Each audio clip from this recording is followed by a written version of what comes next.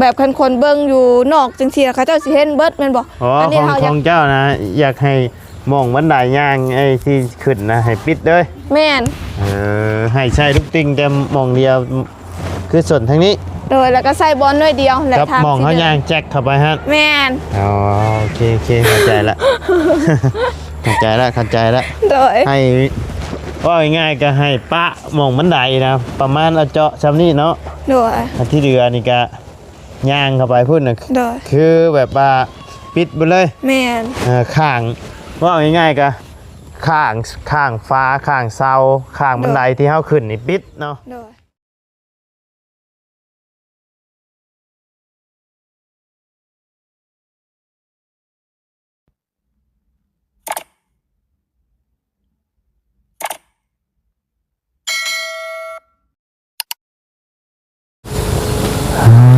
มืดผ่ามืดผลมาแล้วพี่น้องเลยบันนี้เนาะ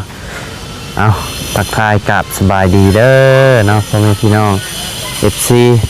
เบิร์ดจุกูสู่คนเนาะบ่ว่าอยู่ในและต่างประเทศจะยินดีต้อนรับเข้าสู่ช่องบ่ไลคือเก่าพี่น้องเลยพบเจอกันช่วงค่อยค่ำลงแรงเนาะพี่น้องเลยอยู่ที่เฮือนน้องป๊อปเพิ่นเนาะพี่น้องเลยบ่ได้เข้ามาก็ถือว่าหลายมื้อเติบเนาะเฮ็ดอีหยังไงนี่ฮะเมียนให้มันงามเมียนเห็นมันงามยันแบบมันพลิกไปจังซี่แล้วยันถึกตีเล็กน้อยยันถึกตีเล็กน้อยแม่นเฮ็ดเวลาเล็กน้อยนั่งบ่พลิกไปจังซั่นแล้วเจ้าเช็ดได้บัดนี้เมียนแบบว่าสิเอาตั้งไว้ดีๆสิให้มันอยู่ชิดๆกันแม่สิเฮ็ดแบบเล่นเลยนะดูบ่ให้มันปีนไปปีนมานะเอาเฮ็ดใช่แล้วเก่งอยู่ดอกพี่น้องโอ้เราเคยขายเครื่องเคยแบกปูนให้ลูกค้าอยู่บ่เคยแต่ว่าแบกซอยเขาเจ้าอันเคยอยู่แบบประมาณสอบ2 สอบนี่แหละบ่หลายดอก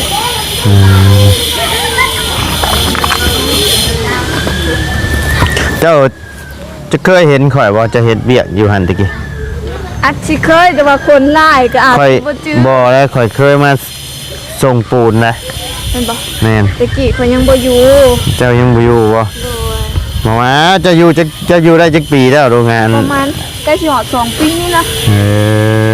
แสดงว่าเจ้ายังบ่ทันเข้ามาช่วงค่อยเข้าช่วงค่อยมาส่งปูนตอนนั้นที่ค่อยทันได้เฮ็ดYouTube นี่ก็ข้อยก็มาส่งปูนอยู่ห้านหัวหน้าเจ้าห้านแล้วก็ห้านตะลุ่มห้านโดยมันสิมีอยู่ผู้หญิงคนนึงคุณทำเจ้านี่แหละค่อยก็จำบ่ได้นะแบบว่าเคยเฮ็ดเบี้ยอยู่ในหั่นแหละโดยแต่ค่อยจำบ่ได้โดยเพราะว่าค่อยก็บ่ได้ไปเฮ็ดกับปูนนี่ก็โดนแล้วบ่ก็2 ปี3 ปีแล้วนะหันเด้จึงบ่จื้อกันไปเฮ็ดวันนี้บ่ได้แล้ววันนี้โด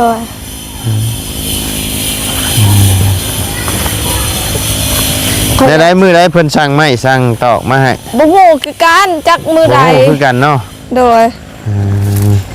แต่ก็อาจสิบ่โดนดอกน่าจะขึ้นมาพุ่นน่ะเพราะว่ามื้ออื่นนี่มื้อฮื้อนี่ก็ว่าสิเดินทางสิมื้อแหละมื้อละมื้ออะไรแท้เบาตุนแม่นละมื้อละบ่ฮู้คือกันบ่ตุนมื้อมึงนี่บ่จะเฮ็ดหยังกันน่ะเฮ็ดข้างยังย่านเด็กน้อยมักฮะสิเฮ็ดแบบหัวน่ะเฮ็ดหัวโดยย่านเด็กน้อยมักเหยียบน่ะเฮ็ดหัวไอ้ใส่กกล้วยนี่โดยเอ้าตัวนั้นค่อยเหยียบเลยตัวน่ะเจ้าหั่นแหละเนาะฮะเจ้าหั่นแหละพาเด็กน้อยเหยียบน่ะค่อยเหยียบเลยตัวบ่ในหั่นมันเป็นเดินเฮาสิปลูกเฮือนอยู่แล้วเฮานี่แต่ว่ามันออกมาเฮาก็ขุดออกรถคันได้เฮ็ดเฮือนนะเทพื้นเทอย่างมันอันนี้ได้กล้วยนี่มันแทงไปได้เลยได้แม่นบ่แม่นเนาะกระชั้นบ่จงก็ได้บ่จงก็ได้ตัวนี้คันเห็นมันโผล่มาเลยขุดออกรถโดย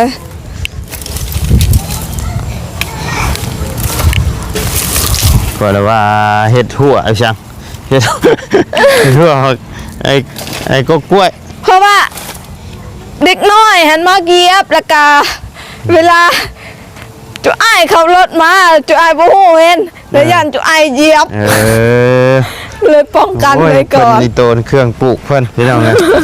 ให้เข้าโอ้อ้ายมาอ้ายจอดอยู่ผู้รถ เนาะ มันก็สิใหญ่อยู่บ่อันนี้นะ ใหญ่ ใหญ่ ยังสิบ่ใหญ่คือเด็กน้อยบ่เหยีย ร บ ถเพิ่นมาส่งไม้มื้ออื่นมื้อฮื้อนี่ก็มุนมาแล้วนี่นะ เนาะ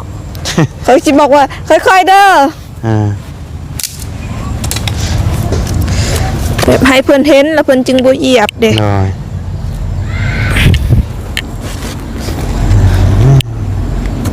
แล้วบ่อันเชียร์หญ้ามัน ยัง ยังอยู่ แม่นมื้อนี้เห็นขาแล่นไปแล่นไปสันอบโคกอ่ะ เฮ็ดชามโนบ่ แม่น เจ้าก็บ่ได้มีไว้ชามโนบ่ มีแต่ว่าตัวเก่าเด้ อ๋อใครอยู่กับคันมีเลย แม่นแต่ว่าเขาเจ้าเอาแพงเด้ประมาณล้านปลายพุ่นน่ะ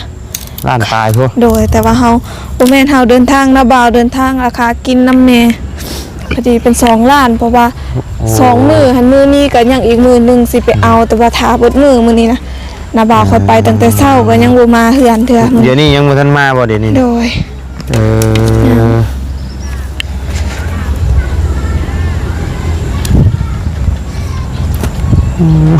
เฮ็ดให้มันหกอีกจังดี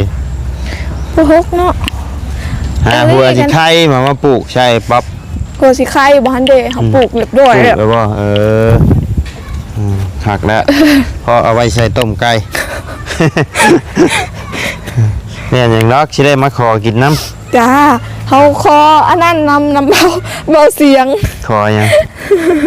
ข้าบ่ เฮาก็ตั้งมาขออีหลีเนาะ ขอ อันนั้นเฮาไปขอยังก่อนใบเตย ใบเตย โดยเพิ่นให้ยังก็เพิ่นให้มักมี แต่เฮาเห็นเฮาก็เลยเฮาขอด้วยบ่ว่าเฮาอยากปลูกคือกัน บ่แล้วเพิ่นเอาให้บ่ เพิ่นเอาให้2อันบ่เลยก็ได้ปลูกบอนท่านแล้วก็ได้ปลูก ใบเตยนะ ไข่นำด้วยเพราะว่าทั้งหญ้าเฮามักกินน้ำร้อนเด้เวลาต้มน้ำร้อนแม่นเฮาใส่ใบเตยหันหอม เอาเมื่อปลูกเท่านึง โดย เอาน้ำลุงหนวดบ่ติดตายวัด อันนี้เขาปลูกขางน้ำเลย โอ้ปลูกใช้น้ำได้บ่ โดยบนทางน้ำเลยไป ติดได้บ่ ดูคือกันไปเบิ่งไป ใช้ เดี๋ยวสิ คอยเอาเมื่อแล้วปลูกบ่ติดหรือว่าเป็นน้ำคนปลูกบ่ ดูคือกันฮะ เออไปแล้ว นี่เด้ อ๋อ อ้าวเป็นยังอ่อน มันเหี่ยวอ่ะอันต้นนี่นะมันต้องอยู่ในน้ำตลอดบ่ บูคือการเขาบ่เคยปลูก แต่ว่าเขาเห็นเขาเจ้าปลูกแถวน้ อยู่เฮือนบ่เชียงก็ใกล้น้ำบ่ ำทำบูคือการเพิ่นเอามาอยู่รถเพิ่นเด่นแล้วเพิ่นบอกว่าสิเอาไปปลูกคือกัน โอ้เราจะเห็นในรถ โดย คิดว่าเห็นอยู่นะฮะ เห็นในรถอายเพิ่นบอกว่าอยากกินดอกมีบ่ อ๋อ แล้วค่อยบอกว่าบ่อยากแล้วเพิ่นก็บอกว่า อ๋อ แซ่บ เพิ่นเอามาอยู่นี่บ่ อยู่ในรถเพิ่นแม่น อ๋อ แม่น อ แล้ว ยู่ในรถจะไปเนี่ยเห็นอยู่ในรถเพิ่น โดยแล้วเพิ่นบอกว่าให้ค่อยไปเอามักมีให้กินนั่นบอกแล้วค่อยบอกว่าค่อยบ่มักกินมักมีแล้วเพิ่นก็บอกอีกเทื่อนึงแซ่บได้ค่อยบอกว่าค่อยบ่มักบ่เอา แล้วเพิ่นก็เว้าอีกแล้วค่อยก็บอกว่าโดยได้เดี๋ยวสิไปเอาเด้อ อ่า ไปเอาแล้ววันนี้ล่ะเพิ่นให้2มัก เอาแล้วล่ะเห็นอีกอยู่ท้ายรถเพิ่นอ้ายเฮาขอแน่เด้ออันนี้นะอยากปลูกคือกัน เห็นใบเตย โดยก็เลยได้ไปขอน้ำอายเพิ่น มานั่งอยู่นี่กัน โดย นั่งตอนนี้ก็นั่งเศร้าไปก่อน โดย ท่านนี้มีอันเพื่อนนั่งเนี่ย โดย ใช่เจ้าคือบ่นั่ง มันสิไก่เพิ่น เจ้า ว่า จะยันเพื่อนบ่ บ่เปื้อนเพราะว่าเพิ่นก็ตกคู่มือเด้ อย่ามายันแบบเปื้อน บ่ แต่ว่าเสานี้คือได้ยินทางประตูนว่าสิเปลี่ยนบ่ เศร้าตัวใด ตีนเสาเราได้ยินว่าเปลี่ยนได้อยู่บ่ล่ะวะคันเปลี่ยนได้แล้วว่ายังเปลี่ยนล่ะวะ โดย มันอยากต่ำเนาะ โดย เอากับบ่เป็นหยังเนาะ โดย เพราะว่าพื้นที่หมองนี้มันก็โอเคอยู่เพียงอยู่พี่น้องเอ้ยแทบสิบ่ได้ขุดบ่ได้หยัง เคน เนาะ เคนเอาสูงกว่านี้เขาจะเอาแพงบ่ กับบ่ฮู้คือกัน เคน ก็สิเพิ่มขึ้นบ่เท่าไหร่ละมั้งก็เรื่องแพงน่ะมันแพงอยู่แล้ว เพิ่นเอาลื่นอยู่แล้ว แบบเคนเขาจะเอาสูงหันอยากได้สูงกว่านี้แมันบ่เวลาแบบเฮาไปจังซี่ล่ะคันเฮาอยากนอนอยู่ตารางเฮือนก็ได้เด้คือกับเฮ็ดกับอยู่ในเฮือน น้อย ของหน้าบ่าวนี่เด้เห็น ได้ซ้ำเพื่อนใจดีนะ โดย มักอยู่บ่ชงน่ะ มัก มักเนาะ โดยแต่ว่าเห็นค่อยหันเพราะว่าคนร้ายเหือนค่อยเห็นค่อยสิบ่เฮ็ดเป็นเซเฮ็ดน้อยเดียวบอนคันใดขึ้นหันพอแล้ว เอาคือว่าหลายคน น้องค่อยทำเด้อแล้วก็แม่ค่อยอีกน้องผู้ชายอีกคนเด้อ อืมก็ให้นอนอยู่เนาะ เอาขึ้นนอนอยู่นอกเราผาเพิ่นก็สิพระเนาะคือกับเพื่อนน้องใจดีเห็นก็ย่านเพิ่นสิย่านแน่นี่แหละเฮาแบบอยากอันนั้นเบิดเลยเด้สิบ่จงเซก็ได้ แบบบ่ต้องกั้นห้องบ่ กัน บ่จงแบบใดบ่จงแซกนะแบบอ้อมมาเลย เขาเฮ็ดเซอันเฮ็ดแม่นบ่ เซมึงเลย บอนเขาเจ้าผูกแขนหั่นนะ อ๋อ แบบ อยู่ข้างนอกมันบ่ โดยแล้วเขาแบบอยากเฮ็ดกันเลยแล้วก็จงหน่อยเดียวคือกับเฮ็ดเขากันแบบนี้แล้วมีอีกทางแล้วก็เลี้ยวไปแบบนี้บอกน้ อยากจะอยากกั้นนั่นน่ะ ำคือกับทรงพันเด้ จง แต่ว่าแม่น โอ้ แบบ เพื่อน บอ เพื่อน ล เพื่อนมันได้มันสาวแม่น15ต้นเห็นบ่ โอ้แม่นอันนี้แหละจงทรงแบบบอลบันไดขึ้นหั่นนะเขาสิจงเอาไว้หน่อยเดียว3,000เด้คือเบิกไป โอ้เห็นนะที่นี่บ่ เห็นบ่ บ่ แม่น ไปเบิ่งมึงดู ไป มาชงนี่บ่ เขามักทรงแบบหั่นแต่บอลบันไดขึ้นหั่นเขาอยากให้เลี้ยวแบบนี้เด้คือกับเพื่อนน้องใจดีก็เลี้ยวแล้วแต่ว่า เนาะ เพียงแต่เขาบ่ได้ใส่หยังก็บอลเขาสิจงเซบ่เลยเด้เขาสิกันแต่2ห้องซื่อๆมันบ่ โดยของเจ้าให้กั้นจังห้องเนี่ย กัน2ห้องแบบนั้นคือกันแล้วถ้าแบบมีงบแล้วก็ เนาะ อยากเฮ็ดจังซี่บ่เลยเด้ ปะไม่อายุชำนี่บ่น้อยๆชำนี่บ่ แม่ เพิ่นบ่ให้บ่ไปถ่ายเฮือนเพิ่น บ่ หึ บ่ให้ดอก บ่ให้บ่ โดยอายะยิงกระดงเนี่ยนะเฮ้ยอย่าถ่ายคลิปเอาเด้อให้ถ่ายคลิปได้ไหมได้ อืม เฮาไม่เนี่ย อ๋อเอาแบบนี้บ่จะมาชงนี่เนาะ นี่เด้แบบบันไดขึ้นบอลท่านเฮาก็กันเบิดแล้วก็จงได้เดียวหั่นเด้บอลทาง เอา เนาะ พร้อมๆชำนี่ แม่นแบบอันนี้เขาเจ้าก็สิกันเบิดแม่นบ่อันนี้เป็นทางเดินเด้ อ๋อโดยอ๋อเข้าใจละของเจ้านะบ่ต้องอันเฮ็ดกว้างเนาะ แม่น เฮ็ดทำหอมเฮ็ดเป็นทางย่างชำนี่ โดย มันก็ซ้ำเก่าแหละมันเป็นทรงมันคนละทรงกับเพื่อนน่ะที่เฮ็ดอันนี้ทรงไอ้แบบทรงไอ้ธรรมดาอันนี้นะ โดย ไอ้ที่สิเฮ็ดน่ะมันเป็นทรงโมเดิร์น โดย มันก็ เฮาสิกันเบิดบ่ได้บ่ เราจะกั้นเบิดก็ได้มันบ่ยาก โดย โอ้อันนี้อยากให้เฮ็ดบันไดอยู่ทั้งกลางจังซี่บ่ บ่อยากเฮ็ดคือกับโตหันคือกันแต่ว่าบอลสิบ่เฮ็ดแบบปะไว้เลยจังซี่นะแบบบ่มีโตกั้นบันเฮาผูกผ้าแบบผูกแขนนั่นเฮ็ด หน่อย แบบคันคนเบิ่งอยู่นอกจังซี่เขาเจ้าสิเห็นเบิดแม่นบ่ อ๋อ นี้ ของ เฮา ข อยา อก งเจ้านะอยากให้มองบันไดย่างไอ้ที่ขึ้นนะให้ปิดเลย แม่น ให้ใช้ทุกติ่งแต่มองเดียวคือส่วนทางนี้ โดยแล้วก็ใส่บอลน้อยเดียวและ กับ ทาง มองเขา สิ ย่างแจ็คเข้าไปฮะ แม่น อ๋อโอเคเข้าใจละ เข้าใจละ โดย ให้ว่าง่ายๆก็ให้ปะมองบันไดนะประมาณเอาเจาะซ้ำนี่เนาะ โดย อันที่เรือนี่ก็ย่างเข้าไปพุ่นน่ะ โดย คือแบบว่าปิดไปเลย แม่น ข้างว่าง่ายๆก็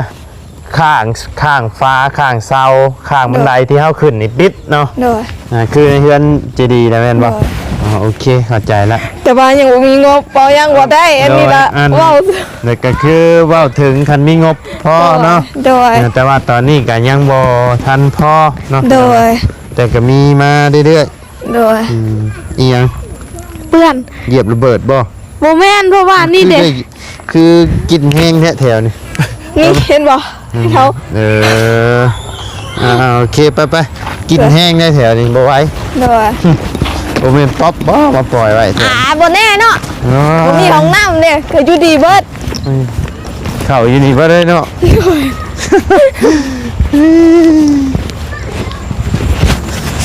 ทรงแบบเพื่อนเจดีสีแบบเพื่อนเจดีนี่มักอยู่บ่ เคยละมักสีตะหมู สีตะโม โดย อ๋อแบบไอ้นี่บ่แบบสังกะสีไอ้นี่บ่แบบสังกะสีเข้าขี้เมียงนี่บ่ บ่ อ้าวสีตะโม มันสิเหลื่อมเนาะ ฮะ เหลื่อมเด้ทันเดคือกับ อ๋อนี่บ่ สังกะสีนี่เด้ อ๋อโอเคสีตับโม โดย มักสีตับโมเนาะ เด้อ งามคือการสีนี่กับ โดย เอามีแต่ว่าถ้างบถ้ายังมาแล้วก็ทั้งทีมงานก็ล้มกันคุยกันเนาะ โดย ว่าสิเฮ็ดให้ทั้งเจ้าแบบใดก็ต้องถามเจ้าผู้อยู่นำแหละเนาะว่ามักแบบใดทรงใด โดย แต่ว่าชุมือนี่ก็ที่เพิ่นฮิตอยู่ก็ทรงโมเดิร์นนั่นแหละ โดย บ้านเฮาก็ทรงหมาแงนบ่ หมาแงน โดย ทรงหมาฮอน โดย ประมาณนี้แหละพี่น้องเอ้ยชั้นภาษาไทยก็โมเดิร์น โดย ย่างหน่อยเดียวก็เมื่อยได้ค่อยไปดิ โดย เป็นนี่ไรไปขึ้นเฮือนใหม่มื้อเช้านี่ งามแหนมแท้แหนมหวาง าม โดย ไผงามเฮือน เพื่อนแล้วก็น้องจีดีก็งาม ทั้งเฮือนทั้งคนดิ โดยงามแฮง เพื่อเพิ่นสิเลือกชุดได้อะโอ้ยพี่น้องเอ้ย โดย ถามอยู่อะไร โดย ชื่อมาอะไรก็ขี้ได้ โดย ชื่อมาอะไรก็มันบ่งาม โดย จะชื่อไหม โดย เพื่อสิได้ขึ้นเฮือนเปลี่ยน2ชุด3ชุด โดย เด็กน้อยกำลังมักแต่งโตวพี่ โด น้องเอ้ ย ยตอนนี้มีงบอยู่ประมาณจักล้านใช่ บ่ฮู้คือกันได้บ่ประมาณ30เนี่ย ลองไล่เบิ่งดู ก็เจ้าบอกว่าได้ประมาณ30ล้านนี่ มีน้ำไผ่แน่ มีทางเบาบุญเงินป่าและงบหลายสุดแล้วก็ 19เนาะนำมา โด บุญเนาะ ยแล้วเบาตูน3ล้านเบาเสียง3ล้าน เดี๋ยว3 บวก โดย 6เป็น เบาดีอีก5บวก 3เป็น28 โดยแล้วก็ทางลุงหนวดล้านหนึ่ง 29 โดยแล้วทางเบาบุญหันจากล้านก็5ล้าน 5ล้านพอดีเป็น34ล้าน โดย มีน้ำไผ่อีกบ่ เบิด เบิดเลยเนาะ โดย 34ล้านก็น่าจะพอแต่ไม่นี่แหละเนาะ โด พี่น้อง ย พอแต่ไม่แล้วก็สิเดืออยู่นิดๆหน่อยๆนี่แหละ โด เนาะ ย เดี๋ยวจังเบิ่งตัวจริงกันอีกเท่านึงพี่น้อง โด เอ้ ย ยทางบ่ไล่ก็ยังบ่ได้มีหยังมา โดย สมทบทั้งเฮือนน้องเพิ่น โดย จักสิ้นจักอย่างเนาะ โดย พี่น้องก็มีแต่มาให้กำลังใจน้องเพิ่นนี่แหละเนาะ โดย สู้ๆพี่น้องเอ้ย โดย เดี๋ยวก็มีมาเรื่อยๆทยอยมาเรื่อยๆนี่นะบุญบาสนานํ โด เนาะ ย มาเจ้าชีไล่ลายปันไหนเนาะ โดย ไล่ชำไหน โดย บางคนก็เฮ็ดบ่แล้วก็มีเนาะ โดย ก็ขึ้นอยู่กับงบทางผู้ใหญ่เพิ่น โดย บางคนก็อาจจะได้ แต่ตีนเสากับเสาเสาเอาไปไว้ทางใดเสา ตารางเพื่อนหนาบ่าวหั่นเด้ คือเอาไปไว้พุ่น กะเขาเจ้าบอกว่ายันดอกเดียวไว้อยู่นี่โดนเห็น ยันยำดอก โดย คิดยันแบบว่ามันเพื่อสิมีงบมาเนาะ แม่นจักสิมามีเมื่อใด จักสิมีมื้อใดพี่น้องเอ้ย โดย เฮาก็ยังบ่ฮู้ โดย น้องเพิ่นก็ได้เก็บเข้าไปไว้พุ่นเนาะ โดย ได้มาครบเบิดแต่ว่าอัน เสาอีหยัง ครบแล้วแต่ว่าเขาเจ้าบอกว่าสิเปลี่ยนอีกเสาหนึงเพราะว่าเสาหนึงหันแมงเด้ อ๋อ โดย เพิ่นจะเอามาเปลี่ยนให้บ่ โดยทางว่าบุญบอกแบบนี้แต่ก็บ่ฮู้คือกัน แต่ตอนนี้เพิ่นทันได้มาเนาะ โดย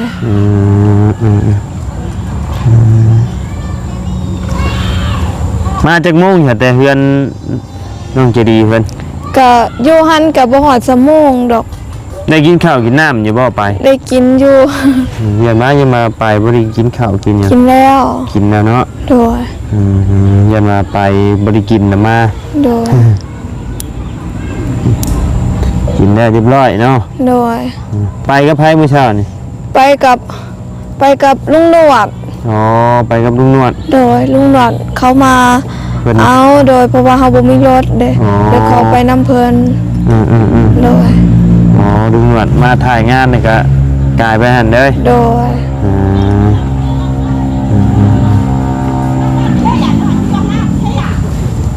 ลุงนวดมาครับ โดย เอากามื้อนี้ก็เป็นมื้อขึ้นเฮือนใหม่ โดย น้องจะดีเพิ่นพี่น้อง โด เอ้ ย ยเอากระบังมาอีกบ่ลนบ่นานเนาะ โดย ทางน้องป๊อปก็อาจจะมีวันนั้นเนาะ โดย ก็รอรุ่นกัน โดย เบิ่งพี่น้องเอ้ยว่าสิอ่า มีหรือบ่บ่ ว่าสิสมบังบ่ โด เนาะ ย สิสมบังหรือสิผิดหวัง โดย ก็รอติดตามกันเบิ่งพี่น้องเอ้ยเนาะ โดย แต่ว่าคันงบมาถึงขนาดนี้แล้วทางบ่ไลคิดว่าบ่มีผู้ใหญ่ทั้งผู้หนึงก็อาจจะมีทั้งผู้หนึงเนาะ โดย มีมาเข้ามาเรื่อยๆทยอยเข้ามาแหละน้องเลย โดย แต่ก็อาจจะบ่มาก้อนใหญ่คือ โดย เช่นน้องใจดี โดย น้องเลี้ยงจังซี่ก็อาจจะก็เป็นดวงเพิ่นเนาะ โดย คือน้องแต่งจริงอีหยังฮะจ้ะ โดย แต่ว่าทั้งน้องป๊อปก็รอรุ่นกันเบิ่งเนาะ โดย พี่น้องเลยแต่ว่าก็ถือว่าใหญ่เติบแล้วพี่น้องเลย30ปลายล้านแล้วตอนนี้กันเนาะ โดย โอเคสว่ามีแต่ว่าทั้งอ้ายกลับก่อนเด้อบัดนี้เด้อ โดยขอบใจเด้อ สบายดีเด้อ โดยสบายดีขอให้เดินทางปลอดภัยเด้อ โดย โดย ขอไม่เนี่ยโอเคสำหรับพี่น้องเลยสำหรับคลิปนี้ทั้งมาไลก็จะได้ขอจบคลิปปิดคลิปลงไปเพียงสำนี้ก่อนเด้อพี่น้องเด้อสบายดีเด้อเนาะ